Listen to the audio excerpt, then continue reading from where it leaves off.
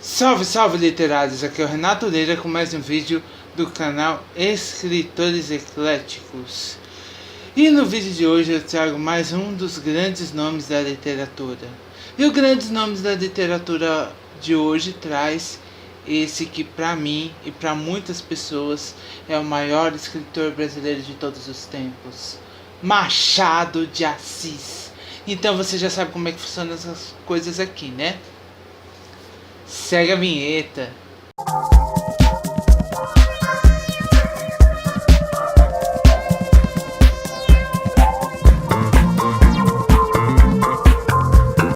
E aí, literários, tudo bem com vocês? Renato Lira mais uma vez na área com vídeo do canal Escritores Ecléticos. Mas antes de começar o vídeo de hoje, já sabe, né?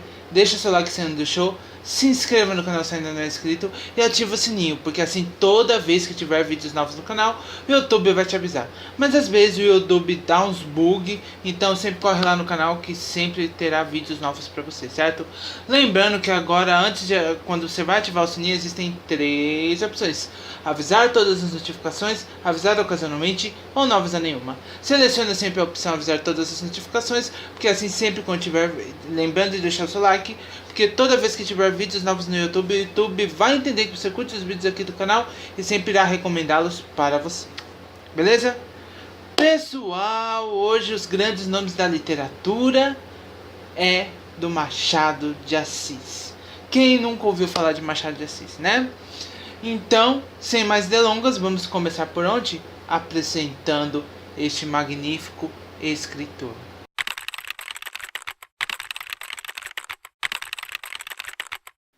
João Maria Machado de Assis foi um escritor brasileiro, considerado por muitos críticos, estudiosos, escritores e leitores um dos maiores, se não o maior da literatura do Brasil. Escreveu praticamente todos os gêneros literários, sendo poeta, romancista, cronista, dramaturgo, contista, folhetinista, jornalista e crítico literário.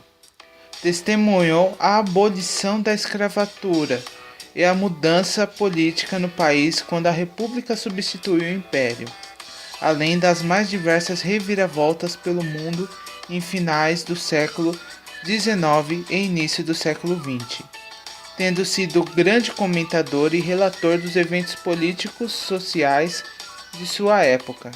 Nascido no Morro do Livramento, Rio de Janeiro, mestiço de uma família pobre, mal estudou em escolas públicas e nunca frequentou a universidade. Os biógrafos notam que, interessado pela boemia e pela corte, lutou para subir socialmente, abastecendo-se de superioridade intelectual e da cultura da capital. Para isso, assumiu diversos cargos políticos, passando pelo Ministério da Agricultura, do Comércio e das Obras Públicas, e conseguindo precoce notoriedade em jornais onde publicava suas primeiras poesias e crônicas.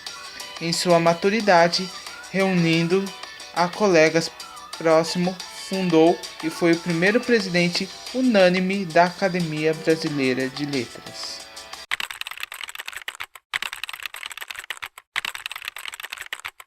Machado de Assis nasceu dia 21 de junho de 1939, no Morro do Livramento, Rio de Janeiro, que até naquela época era a capital do nosso país, em pleno período regencial, ou seja, período do Império.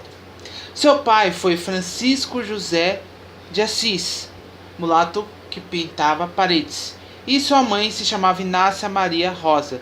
Os dois eram escravos alforriados. Naquela época ainda era só podia ser negro ou mulato livre quem tinha carta de alforria, certo? Iniciou seus estudos numa escola pública da região, mas não se mostrou interessado por ela. Ocupava-se também de celebrar missas, o que o fez conhecer o padre Silveira Sarmento, que, segundo certos biógrafos, se tornou seu mentor de latim e amigo.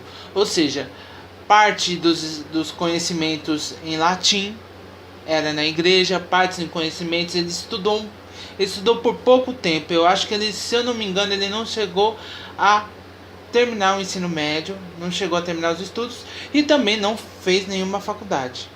Até porque ele era filho de afrodescendente e naquela época ainda mais só conseguia fazer faculdades brancos, em sua grande maioria homens de grandes poderes aquisitivos, e ele, filho de negros, basicamente, né, a situação era bem difícil. Então, mas esses foram os primeiros anos. Vamos conhecer um pouco mais do Machado de Assis.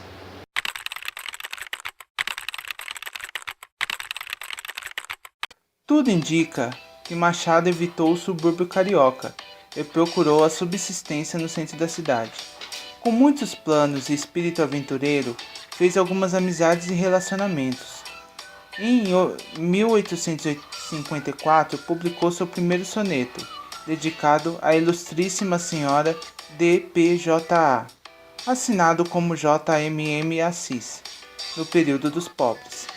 No ano seguinte, passou a frequentar a livraria do jornalista e tipógrafo Francisco de Paula Brito. Paula Brito era um humanista e sua livraria, além de vender remédios, chás, fumo de rolo, porcas e parafusos, também servia de ponto de encontro da sua sociedade petalógica. No dia 12 de janeiro de 1855, Brito publicou os poemas Ela e A Palmeira, na Marmota Fluminense, revista bimestral do livreiro. Esses dois versos, reunidos junto àquele soneto para Dona Patronilha, fazem parte da primeira produção literária de Machado de Assis.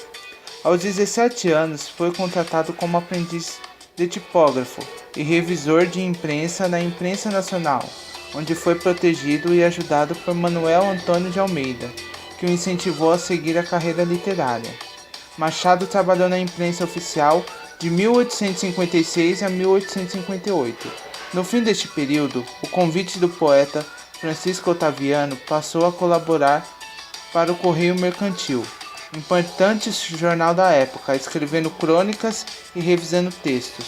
Durante esta época, o jovem já frequentava teatros e outros meios artísticos.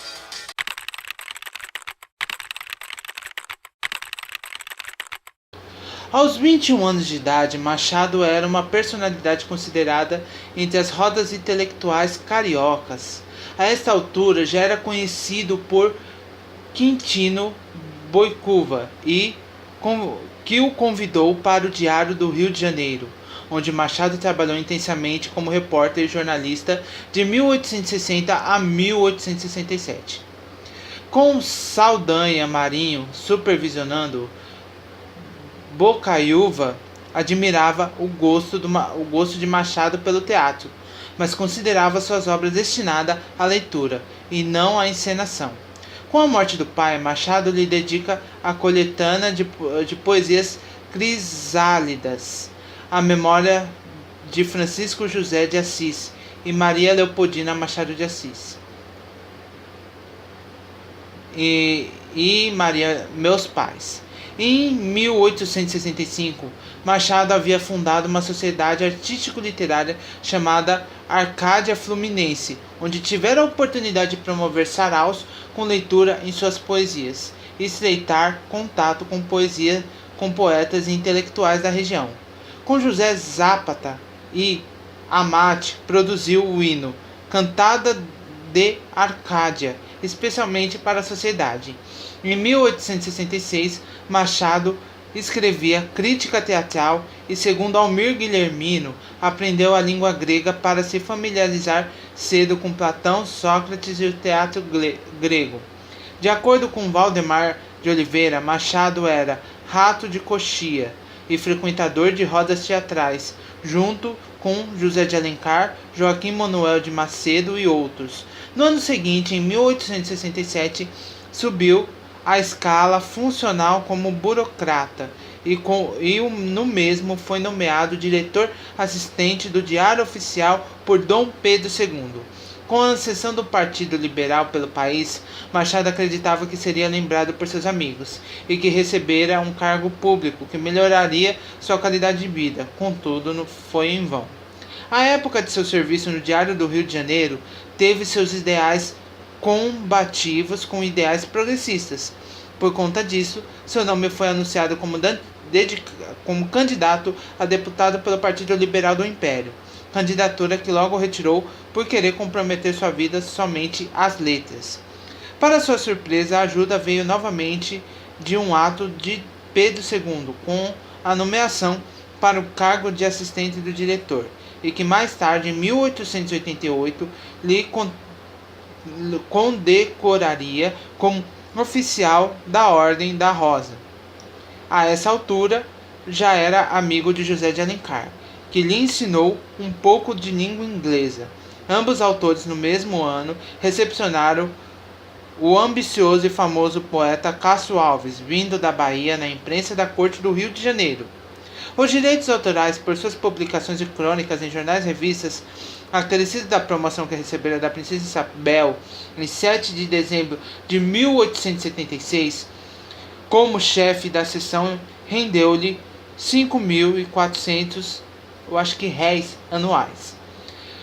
O menino, nascido no morro, havia subido de vida. Graças à nova posição, mudou do centro da cidade para o bairro de Catete, na rua Catete, número 206, onde morou 6 anos, dos 37 aos 43. Ou seja, com a sua vida voltada para a literatura, com a sua vida voltada para o teatro, com a sua vida voltada para o jornalismo, ele conseguiu grandes prestígios, inclusive do imperador, até na época, Dom Pedro II, que lhe deu grande prestígio. Quando você tem um grande prestígio de pessoas de alto poder aquisitivo, você consegue galgar novos patamares. E isso não foi diferente com Machado de Assis. Mas o cara fazia jus ao que ele fazia por merecer, porque o cara era gênio. O cara naquela época ele aprendeu latim, chegou a aprender grego, e ele agora teve um amigo dele que foi aqui. Quem foi aqui?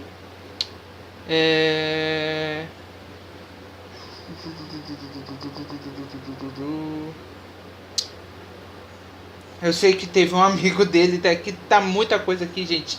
Teve um amigo dele que ensinou inglês, isso tudo aos 21, 22 anos de idade, gente.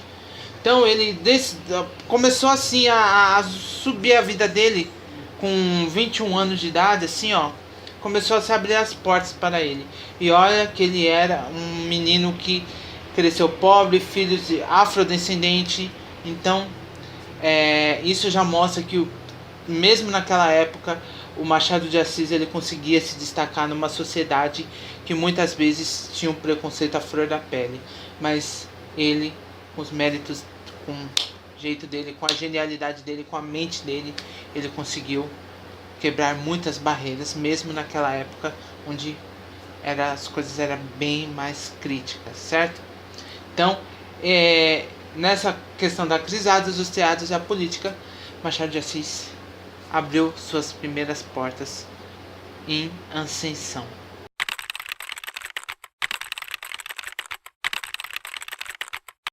No mesmo ano, ao da reunião com o poeta, Machado teria um outro encontro que mudou de vez a sua vida.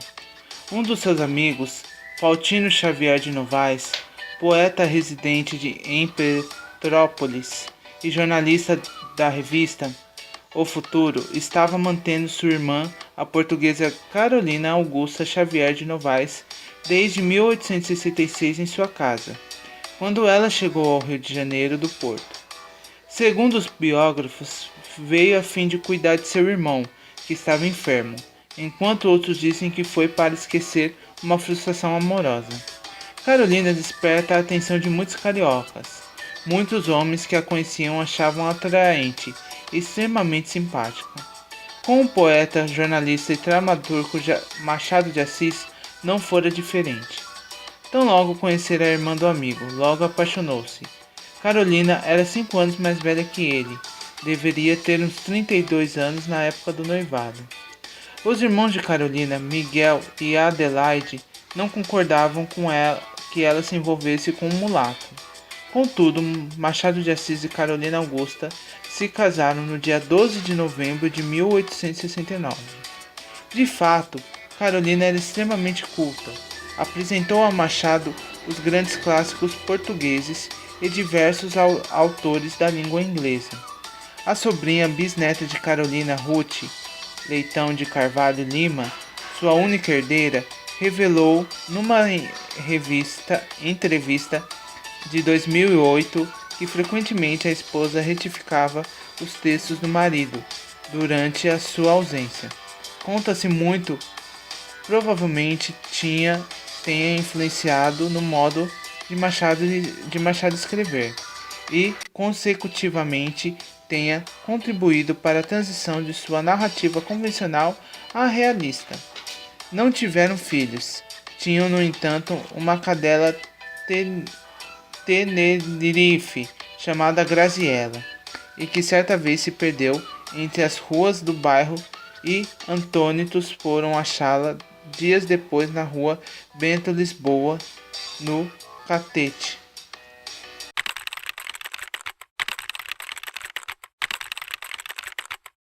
Depois do Catete, foram morar na casa número 18 da rua Cosme Velho, onde ficariam até a morte. Do nome da rua surgiria o apelido Bruxo do Cosme Velho, dado por conta de um episódio onde Machado queimava suas cartas em um caldeirão no sobrado da casa, quando a vizinhança certa vez ouviu e gritou: "Olha, o Bruxo do Cosme Velho!" Machado de Assis e Carolina Augusta teriam vivido uma vida conjugal perfeita por 35 anos. Quando os amigos certa vez desconfiaram de uma traição por parte de Machado, seguiram e acabaram por descobrir que ele ia todas as tardes avistar a moça do quadro A Dama do Livro, de 1882, de Roberto Fontana. Ao saberem que Machado não podia comprá-lo, deram-lhe de presente o que o deixou particularmente feliz e grato. Em 20 de outubro de 1904, Carolina morre aos 70 anos de idade. Foi um baque na vida de Machado, que passou uma temporada em Novo Friburgo, segundo o biógrafo Daniel Pisa. Carolina comentava com as amigas que Machado deveria morrer antes, para não sofrer caso ela partisse cedo.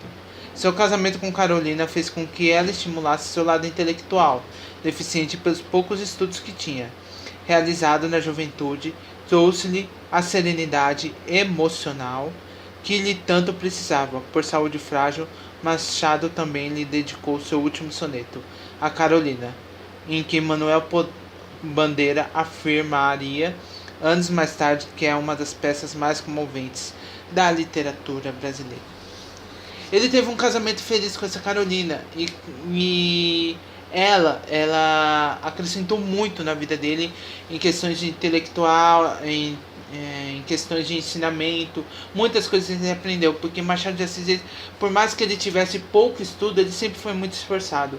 Então, ele aprendeu com a esposa, ele aprendeu com os amigos, ele aprendeu aonde ele tinha oportunidade de aprender, ele aprendeu, mesmo que na escola ele não houvesse tido um bom desempenho, ele conseguiu anos mais tarde, certo? Conseguiu anos mais tarde desenvolver um bom desempenho, certo? Então, a esposa dele morreu antes dele e isso deixou um homem acabado, porque ele era apaixonado pela esposa dele. A esposa dele era aquela daquelas pessoas brancas que não tinham preconceito.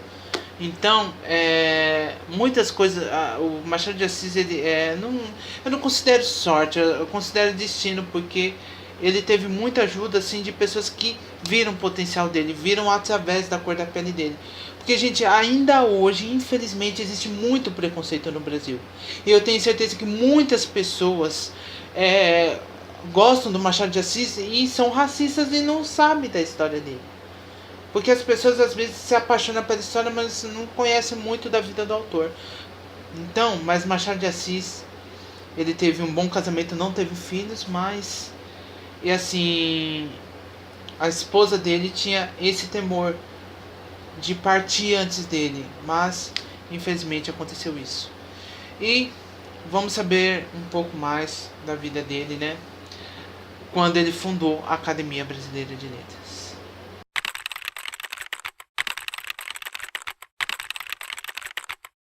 Inspirados na Academia Francesa, Medeiros de Albuquerque, Lúcio de Mendonça e o grupo de intelectuais da Revista Brasileira idealizaram e fundaram em 1897, junto ao entusiasmado e o apoiador Machado de Assis, a Academia Brasileira de Letras, com o objetivo de cultuar a cultura brasileira e principalmente a literatura nacional. Unanimamente, Machado de Assis foi eleito primeiro presidente da Academia, logo que ela havia sido instalada no dia 28 de janeiro do mesmo ano.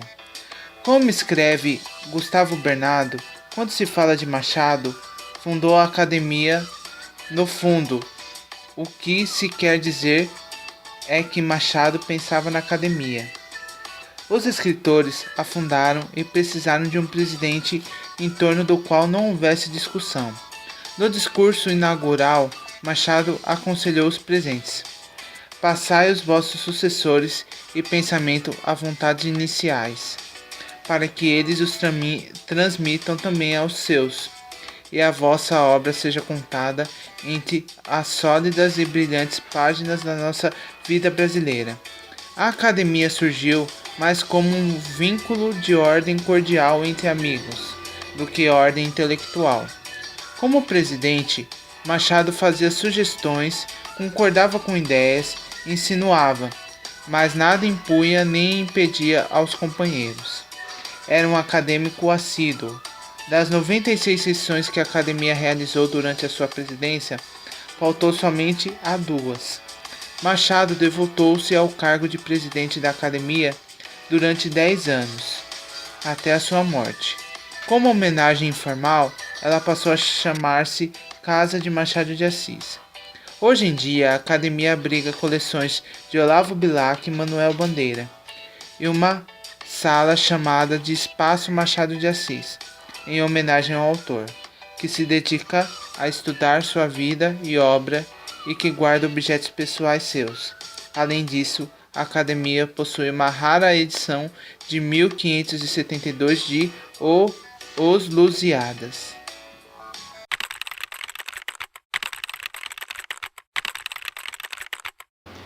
Com a morte da esposa, entrou em profunda depressão, notada pelos amigos que lhe visitaram, e cada vez mais recluso e doente, encaminhou-se também para sua morte. No primeiro dia de julho de 1908, Machado de Assis entra em licença para tratamento de saúde e nunca mais retorna ao Ministério da Aviação.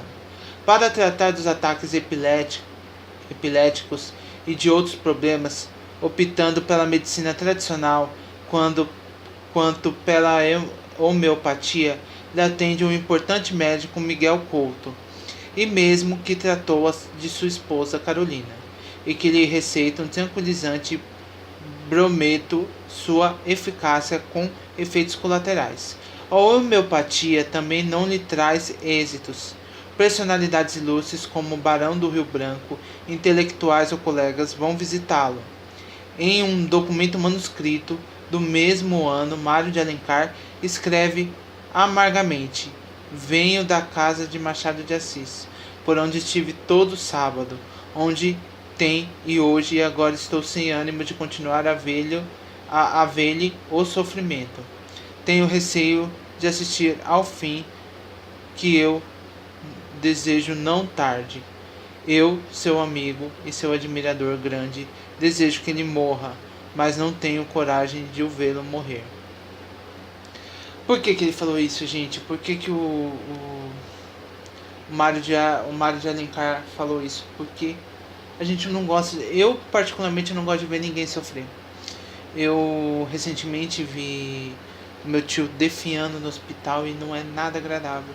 E naquela época a medicina, imagine a medicina de hoje, a gente vê assim, imagina a medicina antigamente, que naquela época eu acho que não tinha anestesia ainda, não tinha anestesia, e ver aquele sofrimento, sabe?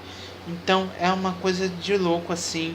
Ninguém gosta de ver aquele ente querido, seja amigo, seja parente, certo? A gente não gosta de ver ninguém sofrer, eu particularmente, entendeu? Então, muitas vezes, e esses foram os últimos anos do Machado de Assis. E assim, gente, ele entrou em depressão depois que a esposa dele morreu e assim, ele foi definhando, entendeu? E naquela época Miguel Couto já era um médico bem conhecido. Eu estudei numa escola chamada Miguel Couto e eu não sabia que ele era médico. Sério, a gente sabe muitas vezes que esses nomes retém alguma, né? Então, mas assim, logo pouco tempo depois ele não resistiu muito tempo e pouco tempo depois ele chegou a falecer.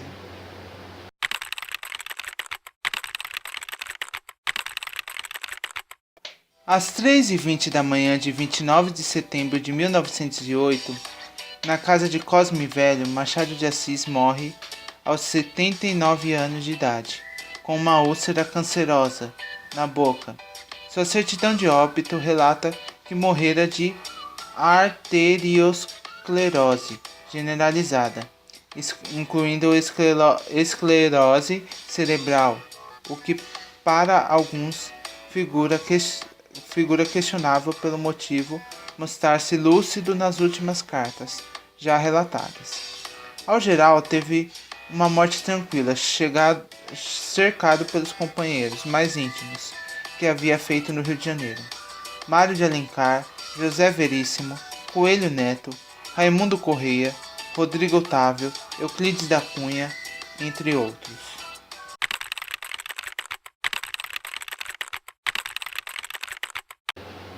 A obra de Machado de Assis assume uma originalidade despreocupada com as modas literárias dominantes do seu tempo.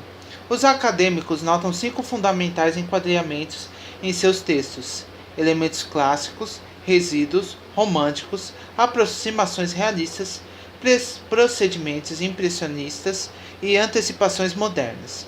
Se por um lado os realistas que seguiam Flaubert esqueciam do narrador por detrás da objetividade narrativa, e os naturalistas, a exemplo de Zola, narravam todos os detalhes do enredo, Machado de Assis optou por abster-se de ambos. Os métodos para cultivar o fragmentário e interferir na narrativa com o objetivo de dialogar com o leitor, comentando seu próprio romance com filosofias, metalinguagens, intertextualidades, em tom absolutamente não enfático, neutro, sem retrógrada. As obras de ficção machadianas possuem, na maior parte das vezes, um humor reflexivo, ora amargo, ora divertido.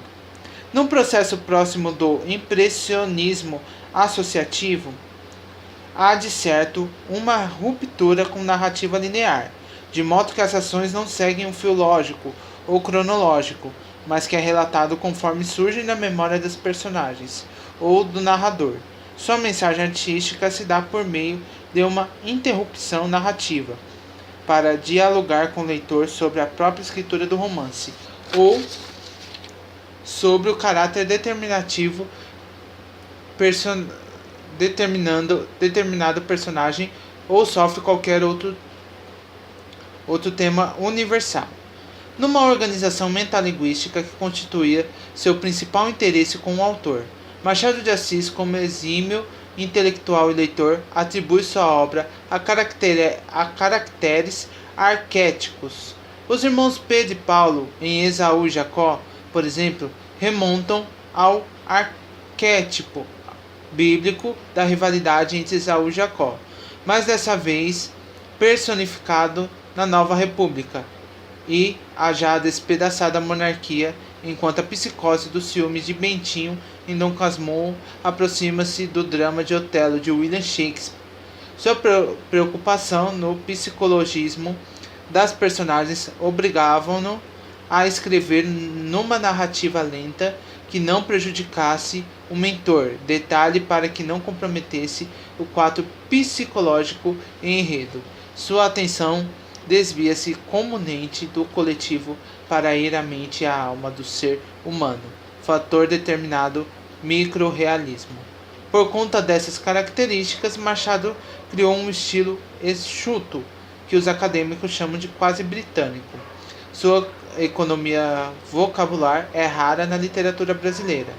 ainda mais procurada em autores como Cássio Alves, José de Alencar ou Rui Barbosa, que tendem ao uso imoderado do adjetivo e do advérbio. Embora enxuta, não era adepto de uma linguagem mecânica ou simétrica, e sim medida por um ritmo interior. Uau! Esse é o estilo do Machado de Assis. Um cara totalmente fora do convencional. É isso que eu acho que atrai muitas pessoas. Porque ele foi o primeiro em muitos aspectos, entendeu? Ele meio que pegou um pouco daqui, um pouco dali e juntou tudo para criar um seu estilo único, certo? Você vê que inspirações dele, como eu acho que de todos os grandes escritores assim que vieram depois, é o William Shakespeare, gente. Ele se baseou no livro Otelo de William Shakespeare. Isso é muito importante. E por isso que muita gente aí estuda Machado de Assis nas universidades, na faculdade de letras.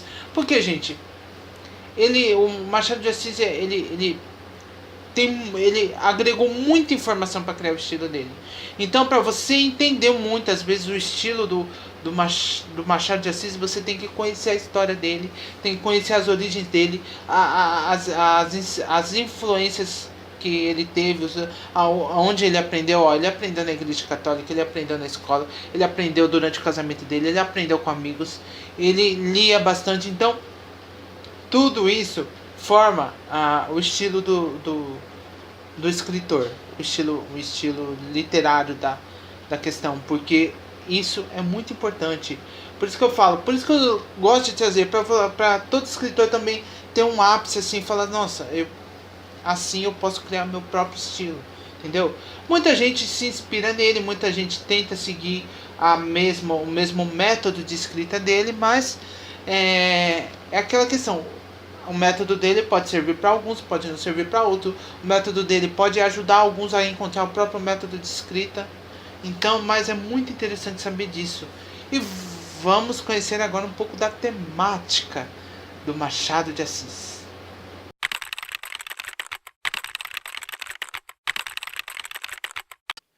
A temática de Machado envolve desde o uso de citações referentes a eventos de sua época, até os mais intricados conflitos da condição humana. É capaz de retratar desde relações implicitamente homossexuais e homoeróticas, como no conto Pilates e Orestes, até temas mais complexos e explícitos como a escravidão sob o ponto de vista cínico do senhor de escravos, sempre criticando-o de forma oblíqua.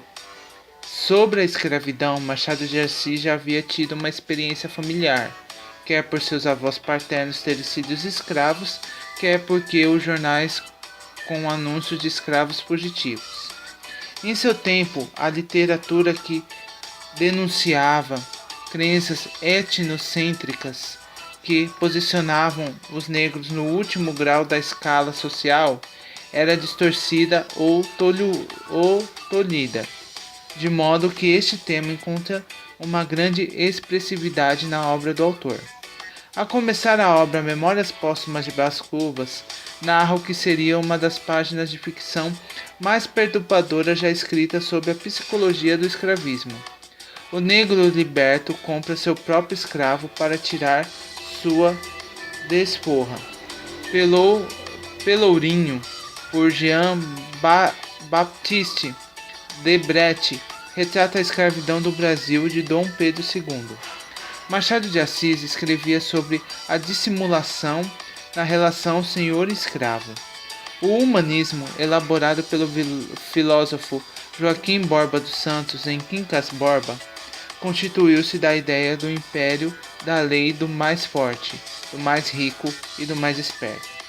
Antônio Cândido, que escreveu a essência do pensamento machadiano, é a transformação do homem em objeto do homem, que é uma das maldições ligadas à falta de liberdade verdadeira, econômica e espiritual.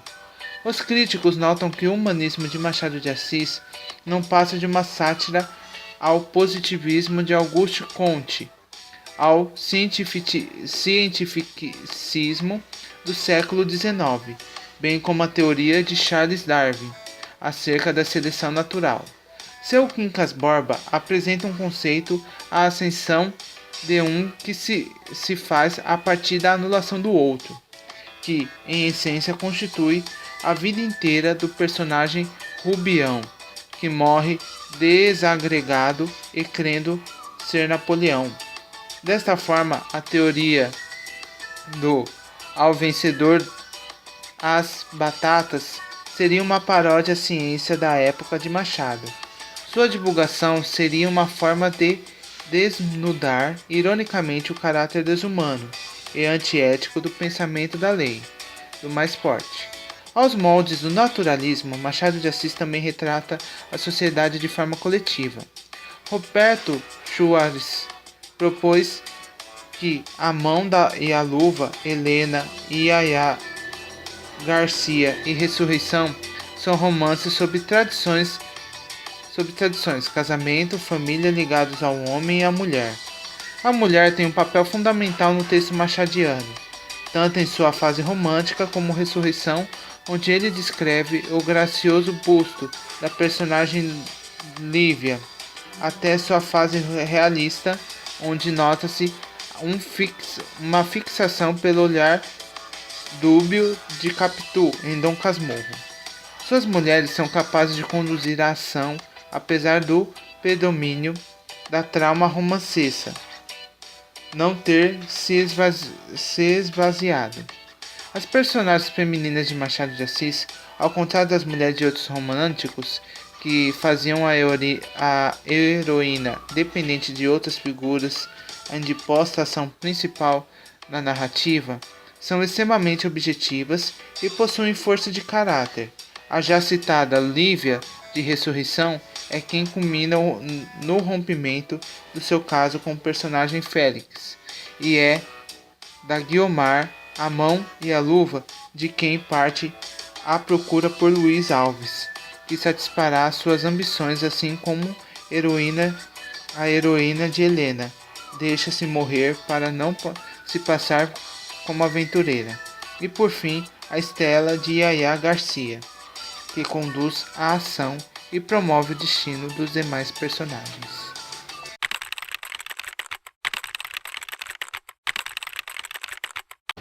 José de Alencar chamou Machado de Assis o primeiro crítico brasileiro. De fato, o escritor foi um profício analisador da literatura de sua época antes mesmo de Silvio Romero. Além de percorrer e analisar obras publicadas em sua época, ele escrevia sobre literatura vigente. Mário de Alencar escreve que Machado começou como crítico antes mesmo de ser romancista, Pretérito da Ressurreição, 1872. Suas críticas iniciaram em 1858. Esses textos circularam exclusivamente em jornais e revistas. A Marmota, A Semana Ilustrada, O Novo Mundo, Correio Mercantil, O Cruzeiro, Gazeta de Notícia, Revista Brasileira, até 1910, quando Alencar os reuniu num volume.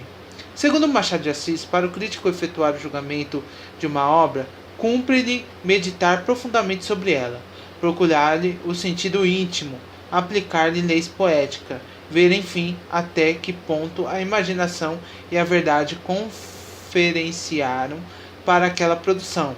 Em críticas poéticas, preocupou-se, portanto, com a métrica e verso com a sensibilidade e o sentimento do poeta. Quanto à Lira dos 20 anos, 1853, de Álvares de Azevedo, Machado destacou a imaginação vigorosa e o talento robusto do poeta, que morreu jovem, mas lhe deixou uma obra de seiva poderosa. Na prosa, destaca-se seu enredo e desenvolvimento. Elogiou as obras de O Guarani, de 1857, e Iracema, de 1865, de José de Alencar, chamando-lhes de poemas em prosa. Machado reprovava o recurso inverossímil ou fortuito na trama prosaica, e este foi um dos motivos de criticar severamente o Primo Basílio, de 1878, de Eça de Queiroz. razão pela qual foi alvo de ataques de colegas e outros críticos brasileiros que haviam aceitado a obra.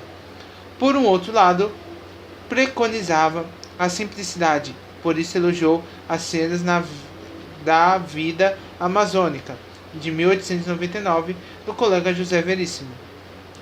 Embora desse valor a essas características, era explicitamente avesso à rotulação de teorias, escolas e estilos artísticos. Criticava a ligação de essa com o realismo ao pedir: voltemos os olhos para a realidade, mas excluamos o realismo.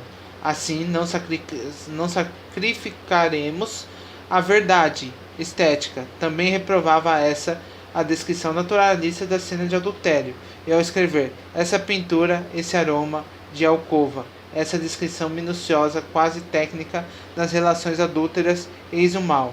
Em suma, Machado de Assis, sem ter feito ofício crítico e como tal um dos mais capazes e mais sinceros que temos tido, respeitador do trabalho alheio como todo o trabalhador honesto, mas sem confundir esse respeito com a condescendência camaradeira e extreme de animosidades pessoais ou de emulações profissionais, com o mínimo dos infalíveis preconceitos literários, ou com uma força de dominar desconfiado os sistemas e acertos categóricos suficientemente instruído em coisas literárias ou em visão própria, talvez demasiadamente pessoal, por isso mesmo interessante da vida.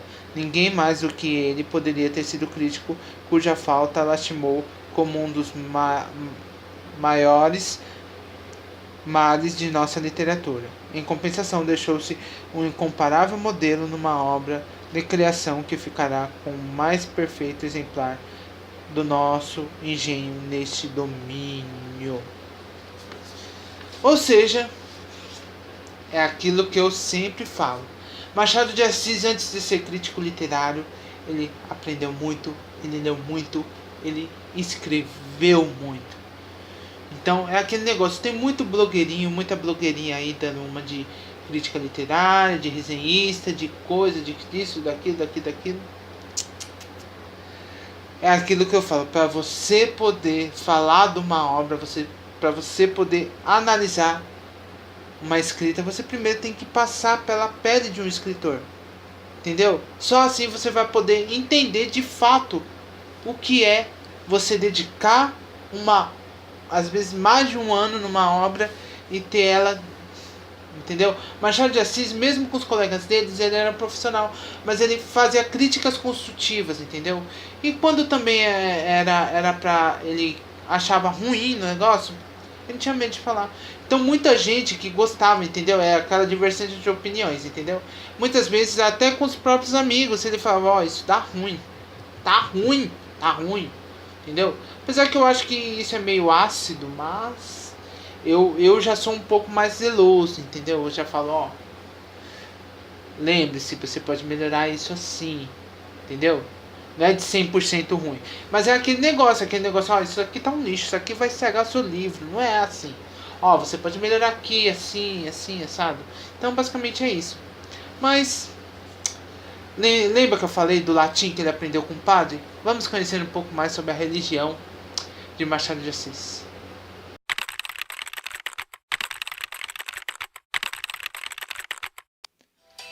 Tem-se intensificado a tentativa de descobrir a religião de Machado de Assis. Sabe-se que na infância ajudava uma igreja local que fora parcialmente educado em idiomas por um padre. Já citado Silveira Sarmento, angliciano. Sua obra, muitos críticos o colocaram de lado o Otávio Brandão, crendo que ele era adepto absoluto do mulismo. Outros o enxergam como um perfeito ateu. No entanto, recebeu profunda influência de textos católicos. De fato, a religião de Machado de Assis tornou tão obscura que talvez não haja outro método senão procurá-la em sua obra.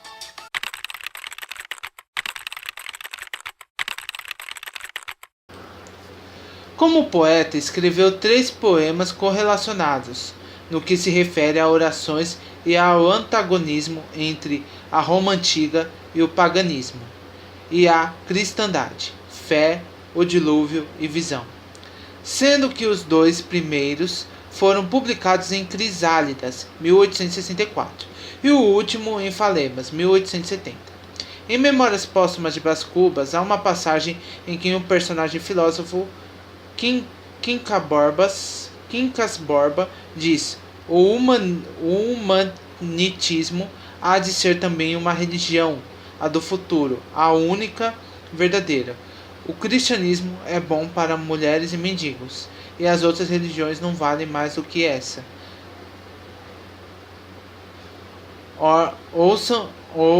Orçam todas pela mesma vulgaridade ou fraqueza. O paraíso cristão é digno emulo do paraíso muçulmano, enquanto ao nirvana de Buda não passa de uma concepção paralíticos, veras o que é a religião humanística. A absorção final, a fase contativa e a reconstituição da substância, não o seu aniquilamento, etc.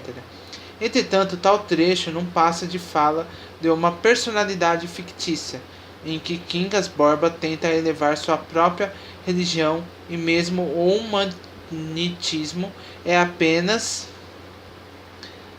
uma das invenções irônicas de Machado de Assis. Cândido escreveu que essa essência crítica machadiana é a transformação do homem em objeto do homem, que é uma das maldições ligadas à falta de liberdade verdadeira, econômica e espiritual. Para entenderem mais a fundo suas convicções pessoal e seu real pensamento, os críticos analisaram as crônicas publicadas nos jornais. Em Canção de Piratas, publicada na Gazeta de Notícias, em 22 de julho de 1894, apoia Antônio Conselheiro de Canudos por seus legionários se indignarem com a realidade clichê e entediante da época, e criticam os métodos da Igreja. O próprio amor é regulado por lei. Os consórcios celebram-se por um regulamento em casa do protetor, e por ritual na casa de Deus, tudo com a etiqueta dos carros e casacas simbólicas, gestos de convenção, além do Rio de Janeiro. De sua época, sabe-se que o espiritismo crescia expressivamente. Numa suposta visita à Federação Espírita Brasileira, relata numa crônica na Gazeta de Notícias do dia 5 de outubro de 1885, conta com ironia sobre suposta viagem astral que tivera, embora tenha surgido análises e afirmando que Memórias Póstumas de Brás Cubas fosse um livro cujo estilo era influenciado pelo conceito de psicografia. Críticos modernos acreditam que Machado encarava a religião espírita como todo movimento novo que possui a pretensão de se apresentar como solução dos males não resolvidos pelos seres humanos. Machado de Assis era contra toda forma de fundamentalismo. Em crônica de 24 de julho de 1892, sobre candidatos políticos atrelados às religiões, confessa: eu que não sou só pela liberdade espiritual, mas também pela igualdade espiritual, entendo que todas as religiões devem ter lugar no Congresso Nacional. Confessa nessa crônica ser anabatista, não sabemos se com ironia ou a sério. Certo? Machado de Assis, ele falou muito sobre religião. Ele deu sua visão, sua experiência como observador, como praticante. Ele falou de todas as religiões, falou do muçulmano, falou do cristianismo, falou dos espíritas. Ele aparentemente ele teve uma vivência mais prática, vamos dizer, no espiritismo, né? Mas ele era também conhecido como uma pessoa muito irônica quando se tratava de certos assuntos, principalmente quando era referente à espiritualidade. Só que o Machado de Assis, ele como todo escritor, ele escrevia muito bem. Então, muitas vezes as escritas deles, às vezes as pessoas não sabiam se eram se era ironia, se era sério. Até hoje isso é uma incógnita, isso é um enigma e as pessoas tentam, algumas pessoas, porque assim, a escrita ela pode ser interpretada de várias maneiras. Então, um bom escritor sabe como ser sarcástico e ser levado a sério, assim, sabe? Então, o Machado de Assis, quando ele queria ser claro, ele sabia ser claro, quando ele queria ser misterioso, ele sabia ser misterioso, tudo através da escrita, certo? Vamos conhecer um pouco mais do passatempo preferido do Machado de Assis, que era o xadrez.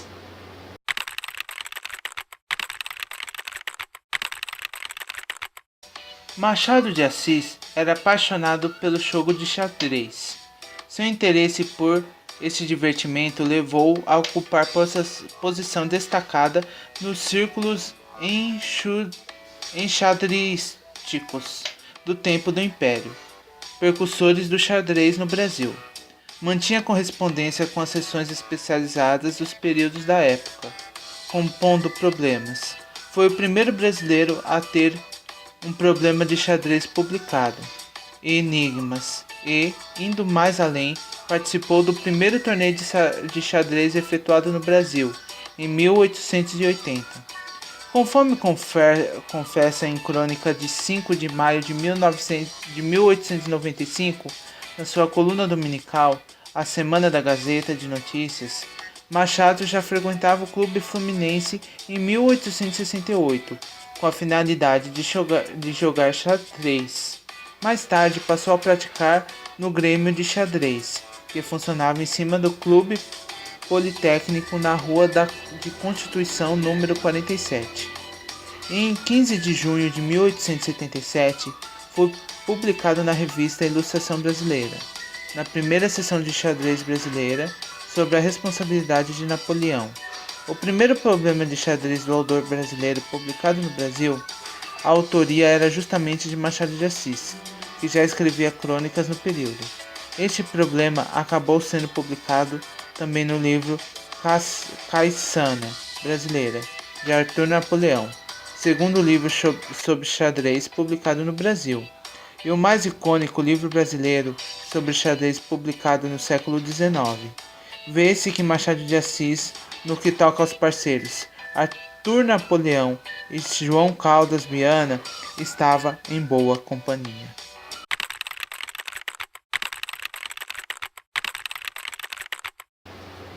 Acredita-se que tenha nascido com epilepsia e gagueira, e que desenvolveu ao longo de sua vida problemas nervosos, cegueira, depressão que teriam se agravado após o falecimento da esposa. As crises epiléticas teriam se iniciado na infância, tendo remissão na adolescência e aumentaram na terceira década, tornando-se mais frequentes nos últimos anos.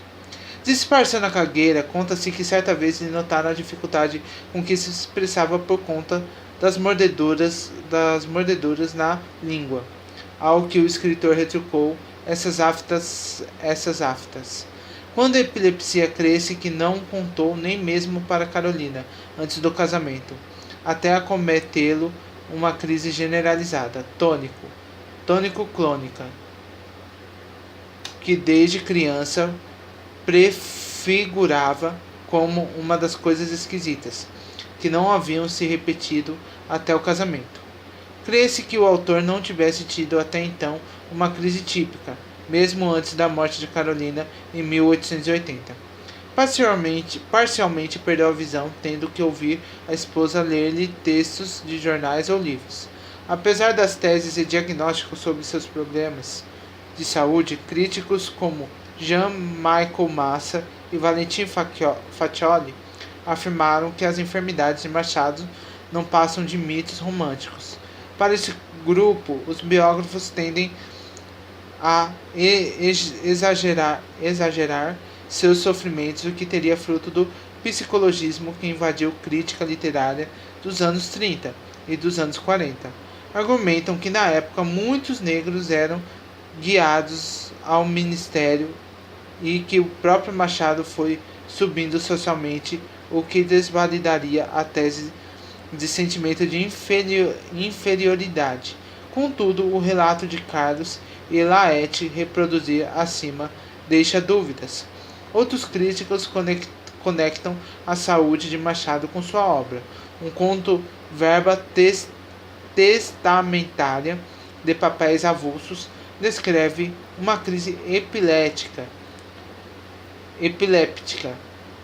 enquanto que em Quincas Borba um dos personagens percebe que andava à toa vertiginoso.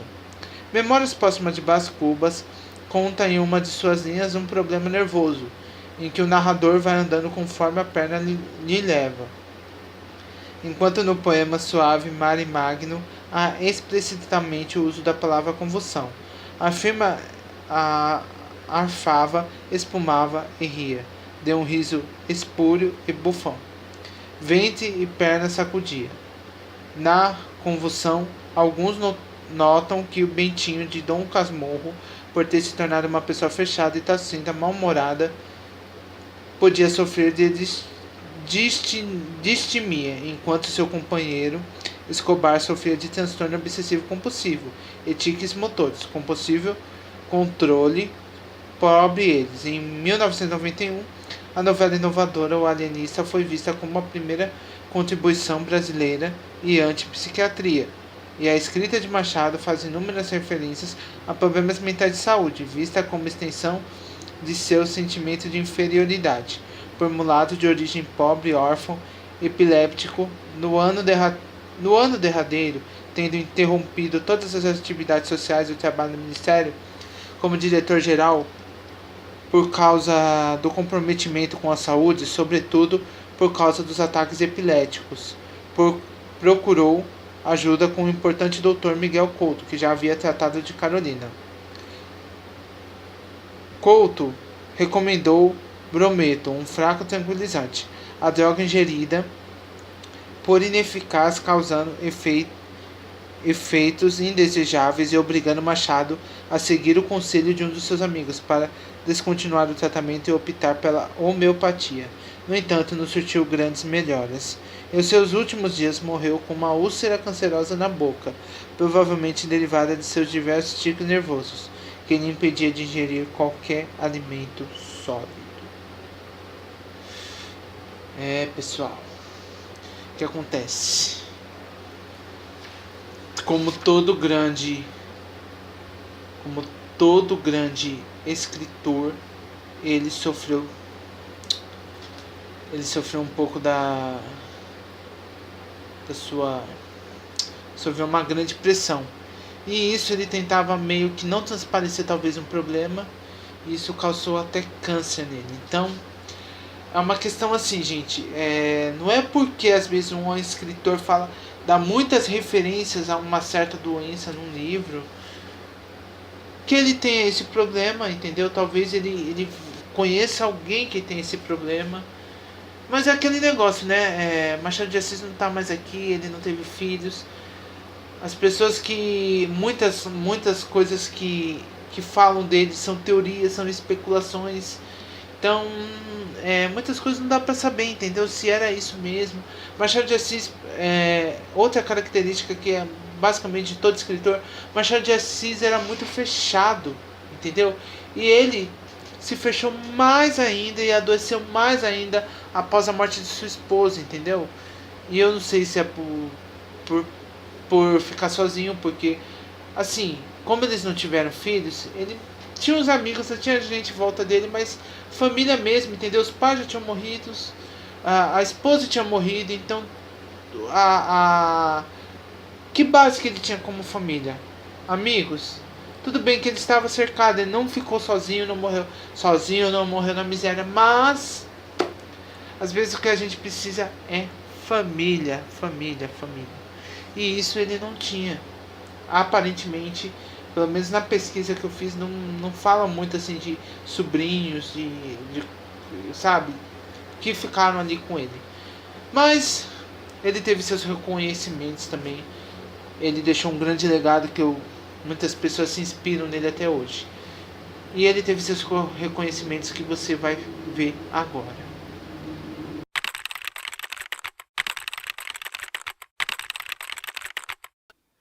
Machado usufruiu de grande prestígio em vida, fato raro para um escritor na época. Desde cedo ganhou reconhecimento de Antônio de Almeida e José de Alencar, que liam-no através de suas primeiras crônicas e contos nas revistas e jornais cariocas. Em 1881, com a publicação de Memórias Póstumas, o Urbano Duarte escreveu que sua obra era falsa, deficiente, sem nitidez e sem colorido, com o impacto inovador do volume.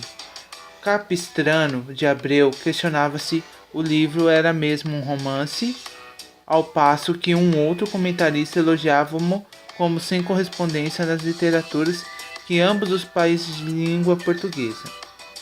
A votação unânime que colocou Machado de Assis dentre diversos intelectuais e escritores de sua época como presidente da Academia Brasileira de Letras reforça o seu prestígio e consagração, enquanto esteve vivo. O Brasil do fim do século XIX e o Brasil no início do século XX eram precários nos meios gráficos e de difusão. Todavia, os livros de Machado de Assis já alcançaram distantes regiões do país. Na primeira metade do século XX, intelectuais e escritores do Mato Grosso já liam Machado e apoiavam-se em seu estilo como parâmetro e grande influência estética.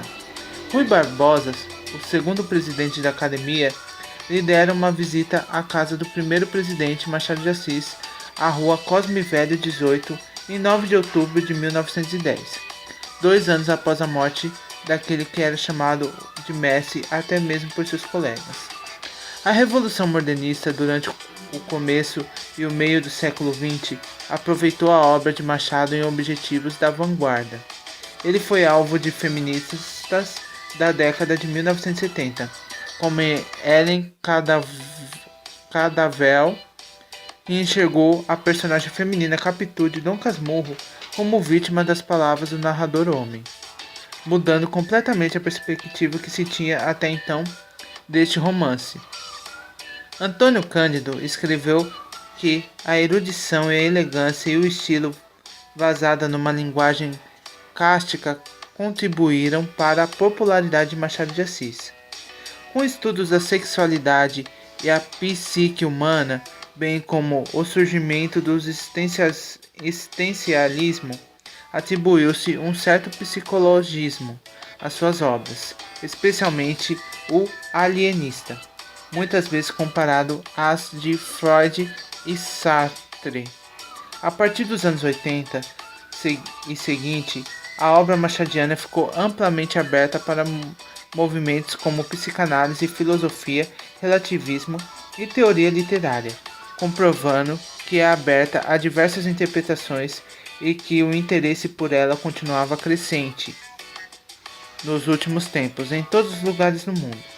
Nos últimos tempos, com recentes traduções para outras línguas, Machado de Assis tem sido considerado por críticos e artistas do mundo inteiro um gênio injustamente relegado à negligência mundial. Harold Bloom o posicionou entre os 100 maiores gênios da literatura universal e o maior literário negro surgido até o presente. A crítica moderna e contemporânea global confere a Machado de Assis o título de um dos, se não o melhor escritor brasileiro de todos os tempos, e sua obra é vista hoje em dia de fundamental importância e obrigatoriedade para as universidades e a vida acadêmica literária em geral no país.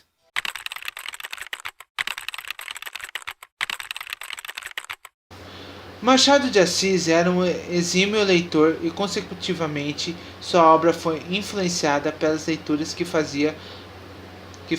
Após sua morte, seu patrimônio constituía, entre outras coisas, de aproximadamente 600 volumes encadernados, 400 em brochura e mais 400 folhetos e fascículos, no total de 1.400 peças. Sabe-se que era familiarizado com textos clássicos, como com a Bíblia.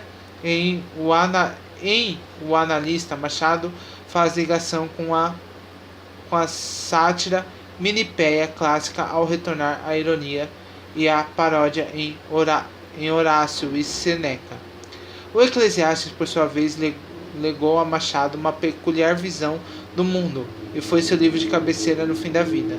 Dom Casmurro é provavelmente a obra que mais possui influência teológica.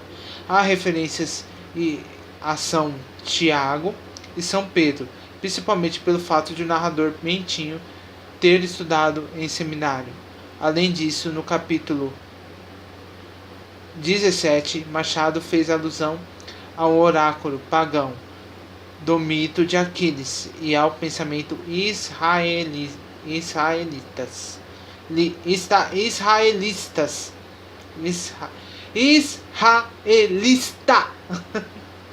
De fato, Machado dispunha de uma biblioteca abastecida com teologia, crítica histórica sobre religião, a vida de Jesus e desenvolvimento do cristianismo, a literatura hebraica, a história muçulmana e aos sistemas religiosos e filosóficos da Índia, certo? Ou seja, sua leitura tinha bastante base teológica, certo? Tanto é que ele incluía muito também, ele incluía muito Bíblia, certo? Ele tinha muito conhecimento da Bíblia, então por isso que ele incluía, certo? Claro, né? Quando você vai incluir alguma coisa na sua história, você tem que pesquisar. E Machado de Assis não era diferente. Então, quando ele queria incluir muita teologia, muita espiritualidade nas obras dele, ele lia o livro mais certo? Mais influente dessa questão, certo? Então, pessoal, vamos conhecer um pouco das influências. Além das pesquisas, ele também se influenciava. Então vamos conhecer um pouco mais das influências de Machado de Assis.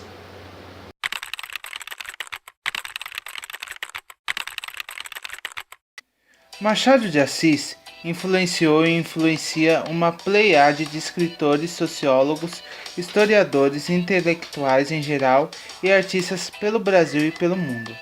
Nomes como Olavo Bilac e Coelho Neto, Joaquim Francisco de Assis, Brasil, Ciro dos Anjos, Lima Barreto, especialmente seu triste fim de Policarpo Quaresma, Moacir Sinclair, Múcio Leão, Léo Vaz, Drummond de Andrade, Nelly da Pinon, e sua obra permanece como uma das mais respeitadas e influentes da literatura brasileira. Rubem Fonseca escreveu os contos Chegou o Outono, Noturno de Bordo e Mistura, baseado na linguagem de Machado de Assis. A frase curta, despojada de ornatos, na emoção disfarçada na reticência que sugere os temas teóricos abordados em seus contos, como em Missa de Galo, influenciaram o escritor e pensador cristão Gustavo Corsão. Cígia Fagundes Teles também se diz influenciada por Machado, especialmente por sua ambiguidade, o texto enxuto e análise social e ironia fina. Em 1967, Lígia realizou a adaptação cinematográfica do romance Dom Casmurro, com Paulo Emílio Salles Gomes, intitulado Capitu, com direção de Paulo César Saraceni. Em 2006, Yasmine Jamil Nadal realizou uma pesquisa que se concretizou no livro Machado de Assis em Mato Grosso. Textos críticos da primeira metade do século XX, onde reúne 9 textos de mato-grossenses que já na época de Machado sofriam sua influência estética. 2 desses escritos por José de Mesquita.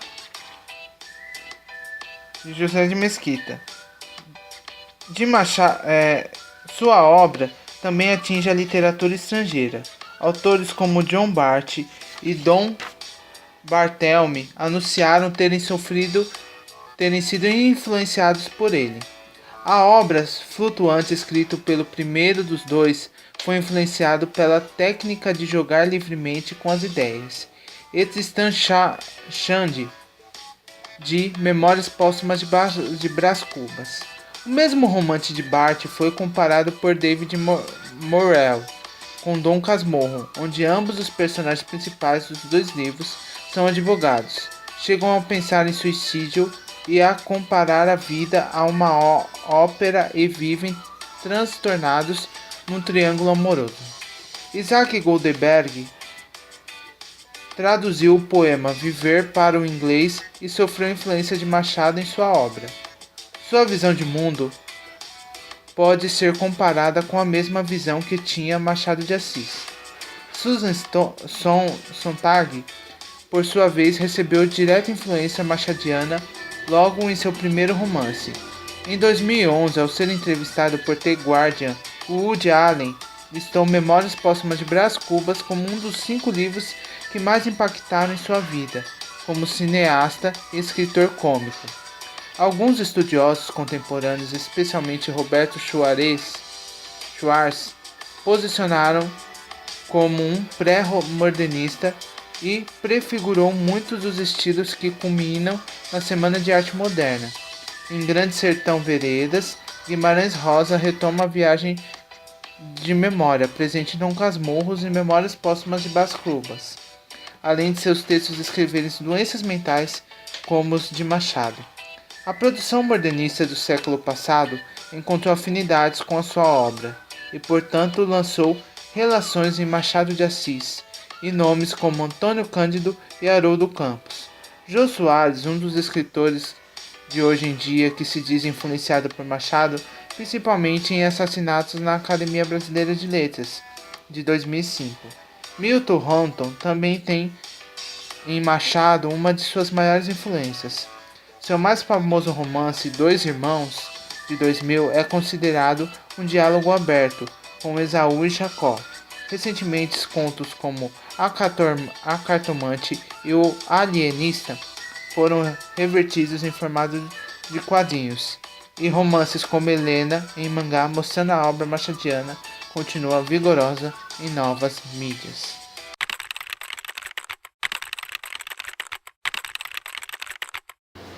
Machado de Assis estampa o principal prêmio literário brasileiro, o Prêmio Machado de Assis, oferecido a escritores pelo conjunto da obra.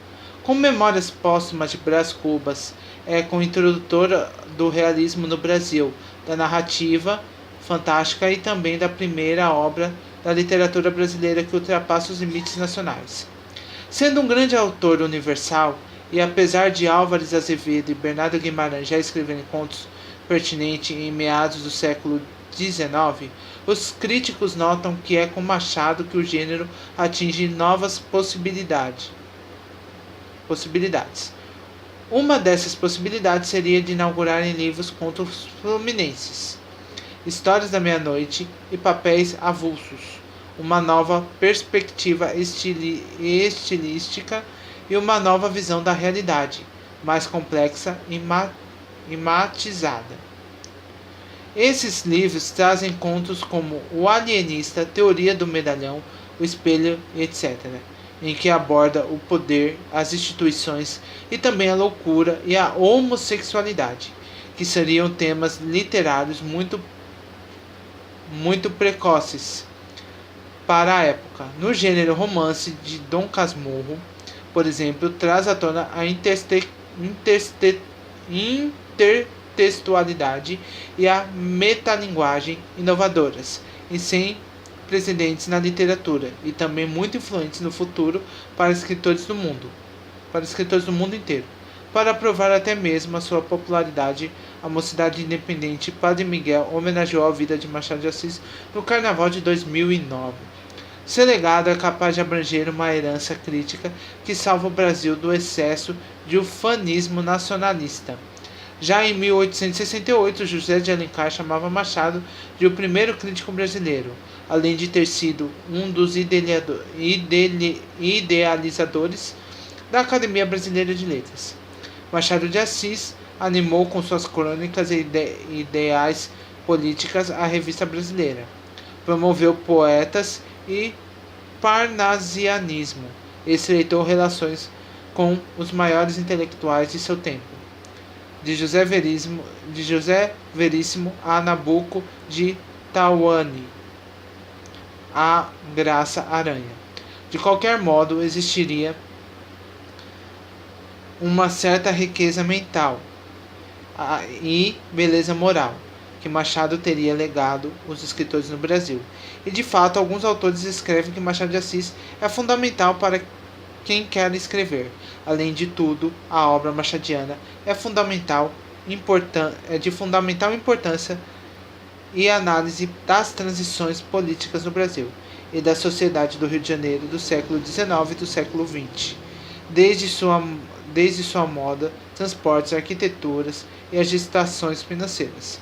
Sua obra, não só romances, mas também crônicas, exerce um papel importante para o conhecimento do Segundo Reinado no Brasil e inícios da República. Vale destacar a participação de Machado de Assis sob um pseudônimo Lélio, na série coletânea de crônicas Balas de Estalo, publicada na Gazeta de Notícias entre 1883 e 1886. Como também depois na coluna Bons Dias e, por fim, a semana, as centenas de crônicas são documentos de registros importantes sobre diversos ocorridos e expressa o contexto da época, marcado por transformações sociais, urbanas, políticas, imigração, abolicionismo, início do capitalismo e da república. Insere-se na formulação de um projeto político baseado no declínio das principais instituições do país, a monarquia, a igreja e a escravidão. Pessoal, como você pode ver, Machado de Assis ultrapassou todas as fronteiras possíveis que uma pessoa pode ultrapassar pela época, pela sua origem, certo? E tudo através da literatura. Ele é o maior escritor brasileiro de todos os tempos. Ele influencia gerações até hoje. E você às vezes se lamentando, com medo de publicar sua história. Como eu já vi várias pessoas me procurando, com medo de publicar suas histórias. Que é um exemplo de um cara que superou tudo, que não teve medo, que tinha gagueira, que tinha ataque epilético. Pessoal, esse foi o grande nome da literatura, Machado de Assis. Pessoal, chegamos mais a um fim de um dos grandes nomes da literatura, que é esse quadro aqui, que traz vídeos longos, por isso que às vezes eu demoro para trazer, porque dá trabalho. Olha aqui o materialzinho básico aqui, ó, toda caneta, ó. Fiquei um mês aqui só escrevendo isso aqui, porque minha impressora está zoada. Mas eu fiquei feliz porque é o primeiro assim nacional que eu trago. E eu não sabia da história de Machado de Assis. Eu falei assim, vamos Machado de Assis. Poderia ter sido José de Alencar, poderia ser S. de Queiroz, que eu já li o Primo Basílio, mas eu realmente não conhecia a história de Machado de Assis. Foi por intuição mesmo. Eu falei, vai ser Machado de Assis. E eu fiquei feliz que eu conheci a história desse grande homem, que também se tornou uma grande inspiração para mim, principalmente. Eu sei que pode parecer até meio, é porque... Não, mas é porque ele é afrodescendente, gente. E eu também tenho ligação na questão de ter descendentes que realmente foram escravos, claro, que todo mundo. Mas eu tenho conhecimento, entendeu? De bisavô do meu pai, ou bisavô do meu avô, alguma coisa assim. Eles tinham 12 anos quando foi abolida a escravatura. Então, eu conheço um pouco das origens da época da escravatura, entendeu?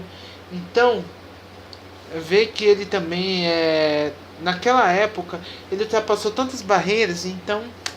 Mas aí, eu espero que vocês tenham curtido, certo? E comente aqui o que você achou. Eu sei que é um vídeo longo, mas se você chegou até aqui, muito obrigado. Não esqueça de deixar o seu like, certo? Compartilhar esse vídeo com seus amigos, se inscrever no canal e ativar o sininho, beleza? Sem mais delongas, eu vou ficando por aqui. Eu sou Renato Lira e esse foi mais um vídeo do canal Escritores Ecléticos, grandes nomes da literatura, Machado de Assis. Até a próxima, pessoal. Fui!